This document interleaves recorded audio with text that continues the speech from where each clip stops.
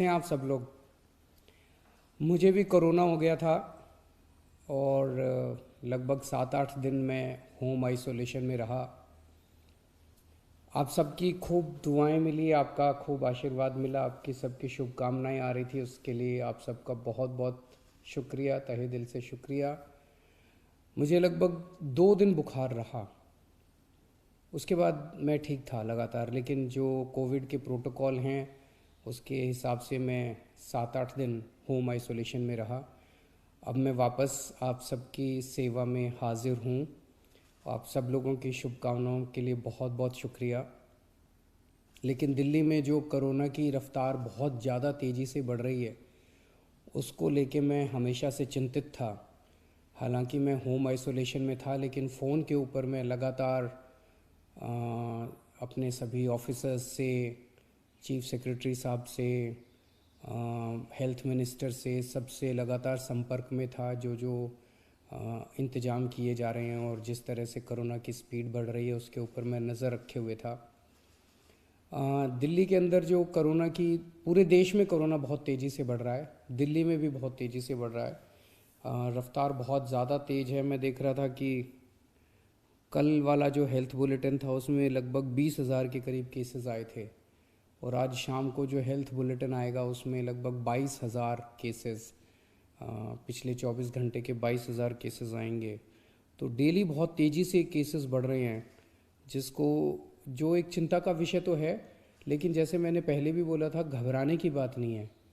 जब मैं बोल रहा हूँ घबराने की बात नहीं है, तो मैं सारा डेटा एनालाइज करके बोल रहा हूँ।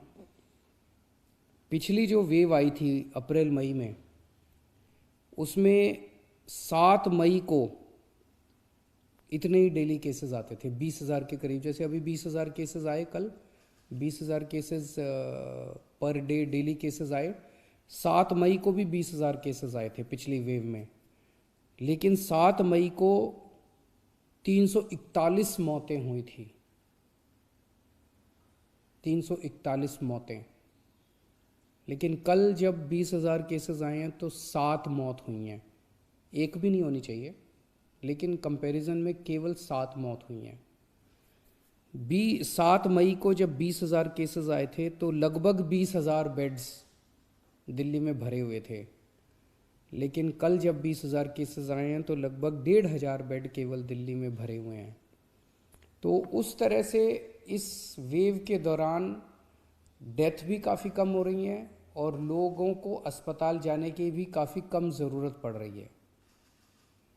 ये डेटा मैंने आपको इसलिए नहीं बताया कि इसलिए अब हम मास्क पहनना बंद कर देंगे और गैर जिम्मेदार हो जाएंगे। ये डेटा मैंने आपको इसलिए बताया कि पैनिक करने की कोई ज़रूरत नहीं है, घबराने की कोई ज़रूरत नहीं है, डरने की कोई ज़रूरत नहीं है, लेकिन जिम्मेदारी के साथ काम लेने की ज़रूरत है। जो मैं बार बार बोल रहा हूँ कि मास्क पहनना सबसे ज़रूरी है। मास्क पहनना सबसे ज़रूरी है। कई लोग मेरे से प्रश्न पूछ रहे हैं, लॉकडाउन लगेगा? हम लॉकडाउन नहीं लगाना चाहते। लॉकडाउन नहीं लगेगा अगर आप मास्क पहनोगे तो। मास्क पहन के घर से बाहर निकलो, मास्क पहन के चारों तरफ घूमो। अगर ज़रूरत ना पड़े तो घर से बाहर ना ही निकलो, अभी थोड़े दिन कोई ज़रूरी नहीं है, लेकिन मास्क पहनना बहुत ज़रूरी है। सोशल डिस्टेंसिंग बहुत ज़रूरी है।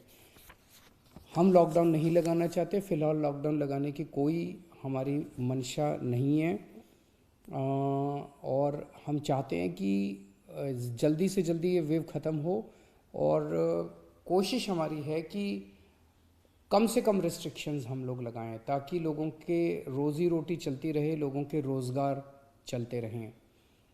एलजी साहब और मैं दोनों मिलके पूरी सिचुएशन को लगातार हम लोग नज़र रखे हुए हैं।